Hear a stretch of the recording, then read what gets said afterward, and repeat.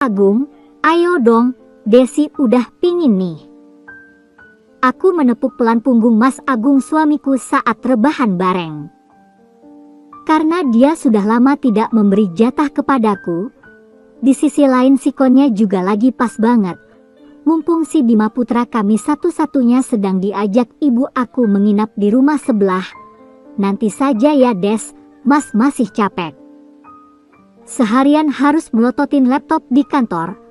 Tadi ada tugas mendadak dari bos, jawab Mas Agung sambil scroll-scroll HP-nya.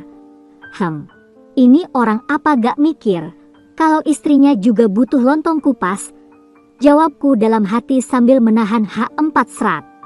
Tak kuasa menahan kecewa, lalu aku pun tidur dengan memunggunginya. Sekitar jam 12 malam aku terbangun, tapi tidak mendapati suami di sampingku. Lalu aku bergegas keluar kamar untuk mencarinya, namun hasilnya nihil. Tapi, tadi ada suara aneh waktu aku mencari Mas Agung di rumah sebelah. Penuh tanda tanya, walaupun pada akhirnya aku urungkan niatku untuk mengetuk pintu rumah ibuku. Aku anggap dia sedang mengigau. Lagian gak mungkin juga kalau itu suara si Bima, jam segini pasti dia sudah bobok pulas. Setelah dari rumah sebelah aku langsung ke kamar mandi, karena tiba-tiba perut aku mules.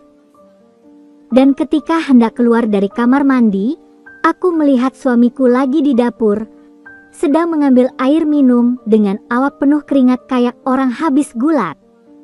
Mas, tadi Mas Agung kemana? Tanyaku. Tadi Mas keluar untuk cari angin, gak tahu rasanya sulit banget mau tidur. Jawab Mas Agung sedikit gugup. Aku menatap curiga, tapi dia mengenyahkan pikiran itu. Lagian Mas Agung tidak mungkin berbuat macam-macam. Aku sangat percaya pada suamiku. Lalu kita pun kembali masuk kamar untuk tidur. Tapi kali ini suamiku sudah beda.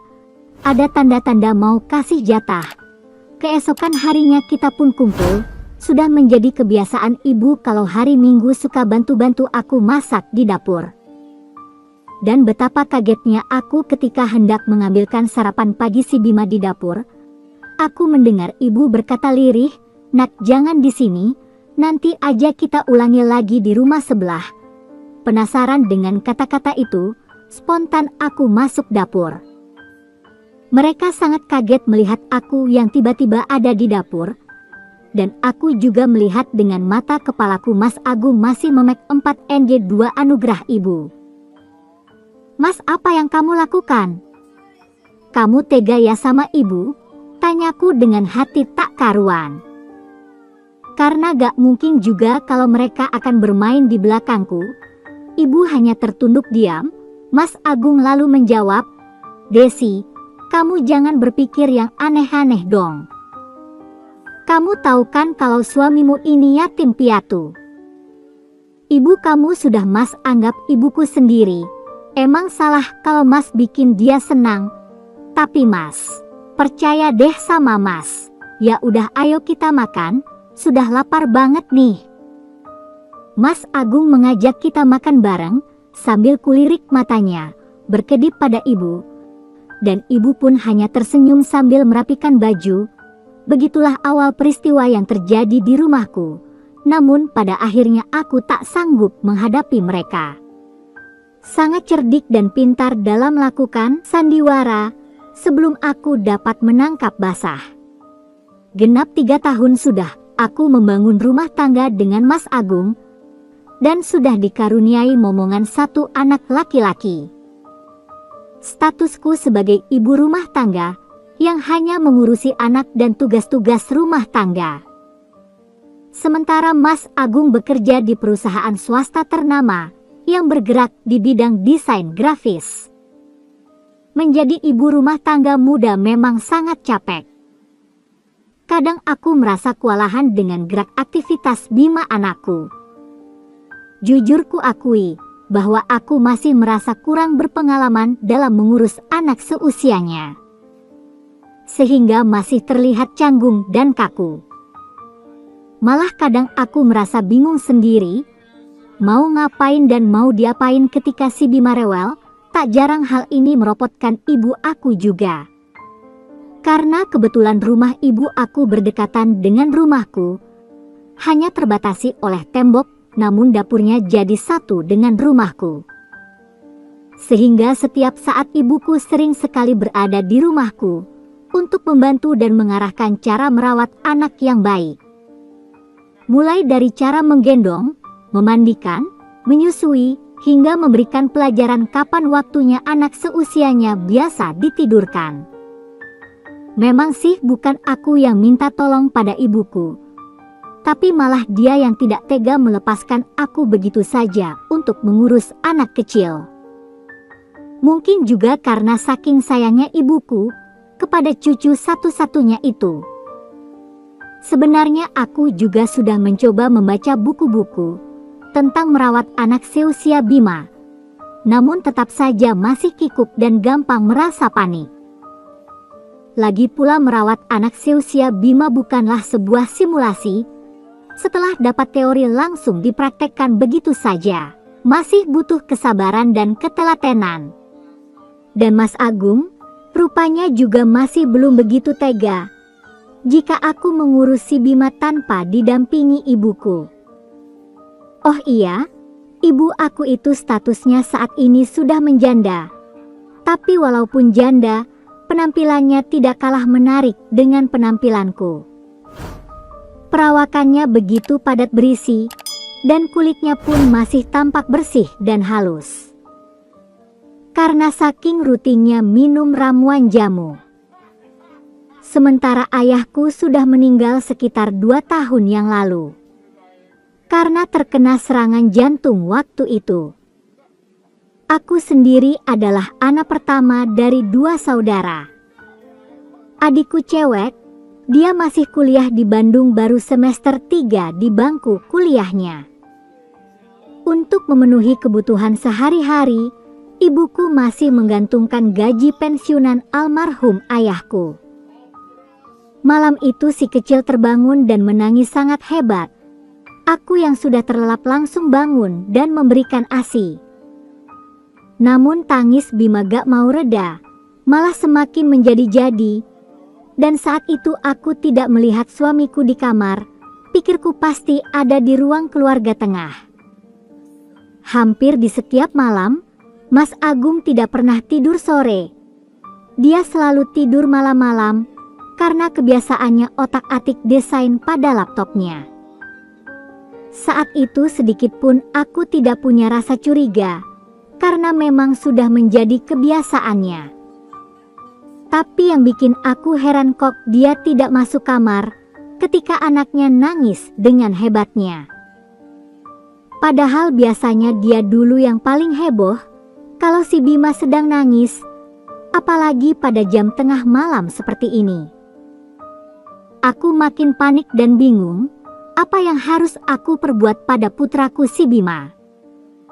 Akhirnya sembari menggendongnya, aku keluar kamar untuk mencari suamiku ke ruang keluarga tengah. Tapi keadaan ruang tengah tampak gelap, lalu aku raih saklar dan kunyalakan lampu. Mas Agung tidak ada, padahal laptopnya masih menyala meski layarnya tampak redup. Aku lihat ke depan gak ada siapa-siapa. Di garasi pun tampak mobil dan motor parkir di sana. Terus ku cari di semua sudut ruangan rumah. Bahkan ke kamar mandi aku tidak menemukan suamiku. Kebetulan malam itu juga lagi gerimis. Akhirnya aku putuskan untuk menghubungi ibuku lewat HP seluler. Siapa tahu ibu belum tidur. Aku bergegas mengambil ponselku dan ku pencet nomor HP ibuku. Ternyata HP ibuku gak aktif. Waduh, terus gimana nih? Gumamku dalam hati. Lantas aku berinisiatif mengoleskan minyak kayu putih ke perut dan punggung anakku. Aku berpikir mungkin anakku lagi kedinginan. Tapi ternyata tetap saja. Aku pencet HP-ku kembali untuk menghubungi Mas Agung. Astaga, HP-nya ternyata ada di ruang keluarga tengah. Lantas kemana suamiku? Si kecil makin lantang tangisannya. Aku tambah panik dan bingung. Sambil batinku sedikit menyalahkan suami dan ibuku. Akhirnya walau dalam kondisi hujan gerimis, aku putuskan pergi ke rumah ibuku. Karena lagi hujan gerimis bercampur angin, putraku Bimaku tinggal di rumah dengan kondisi masih menangis. Aku berpikir gak masalah, Bima putraku ku tinggal sebentar daripada kedinginan. Aku tidurkan si kecil di kasur kamar biasa kami tidur. Lalu aku bergegas mengambil payung di dapur. Sesampainya di rumah ibuku, mungkin ibu ketiduran sehingga lupa mengunci rumah. Aku langsung masuk menembus kegelapan menuju kamar ibu. Pintu kamar ibu pun sedikit terbuka, jadi aku tidak perlu mengetuknya. Karena aku yakin kalau ibu sudah tidur pulas. Begitu hendak masuk kamar, rasanya diriku kayak disambar petir. Aku kaget ingin berteriak sekencang-kencangnya setelah mengintip dari celah pintu. Ternyata Mas Agung di sana lagi memandikan pusaka sama ibu. Aku hanya dapat melihat dan tak mampu berucap. Berdiri mematung tak sanggup berbuat banyak. Sementara ibuku lagi hanyut dalam permainan ular tangga Mas Agung. Dan aku yakin mereka tidak tahu dengan kehadiranku. Karena mungkin saking asyiknya dan juga mereka sudah terbawa suasana. Saat itu pikiranku berkecamuk, hatiku hancur tak karuan. Kalau aku berteriak mereka pasti akan merasa malu. Dan hubungan keluarga pasti akan menjadi hancur berantakan semua. Aku benar-benar tak percaya dengan kejadian ini. Tapi ini nyata terjadi di depan mata kepalaku sendiri. Setelah berpikir panjang, lalu kuputuskan untuk pulang dan merawat putraku yang lagi sendirian di rumah. Tentunya dengan hati gundah dan tetesan air mata yang tak bisa dibendung. Segitu teganya ibuku dan Mas Agung tidak mau menghargai aku. Bahkan mereka mengkhianatiku. Keesokan harinya, aku tetap bersikap seperti biasa. Seolah-olah aku tidak mengetahui semuanya, meski hati ini terasa pedih dan sakit. Dan sampai kini pun, aku tetap menyembunyikan peristiwa orang-orang yang aku sayangi, meski terasa seakan menyimpan bara api dalam genggaman. Sungguh hebat dan mulia hati perempuan dengan sebutan Desi ini. Dia dapat memendam A1B orang-orang yang dicintai, meski hatinya hancur berkeping-keping, bak lilin yang terbakar api. Jujur ketika Mimin menulis kisah ini bersama narasumber, Mimin tak kuasa menahan haru, hingga pipi ini penuh dengan linangan air mata. Semoga semua ini menjadi pelajaran bagi kita semua, sehingga bisa kita ambil sisi positifnya dan kita buang sisi negatifnya. Begitulah cerita kisahnya, dan akhirnya Mimin pun sebagai penulis ikut juga memberikan support moral untuk membesarkan hati wanita yang begitu mulia itu. Wassalam.